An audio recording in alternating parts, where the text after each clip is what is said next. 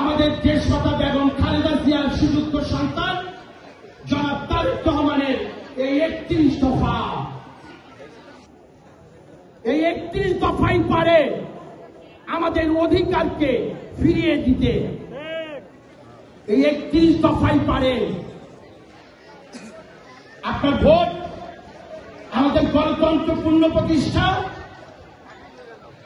আমাদের বেঁচে থাকা, আমাদের নিরাপত্তা, আমাদের আইন শৃঙ্খলা, দুর্নীতি রোধ, আমাদের খাদ্য, বাসস্থান, অন্ন, বস্ত্র, চিকিৎসা সবকিছু দিতে।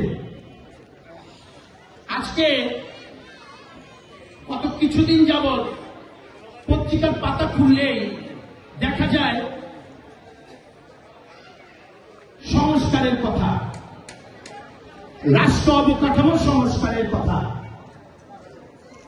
এই রাষ্ট্র অবকাঠামো সংস্কার এই শব্দটা বিএনপির ভারপ্রাপ্ত চেয়ারম্যান জনাব তারেক রহমানের শব্দ। এই শব্দটা একটা গোষ্ঠী ছিনতাই করেছে, এখন তাদের কথা বলে চালাতে চাচ্ছে। এই ৩১ দফা,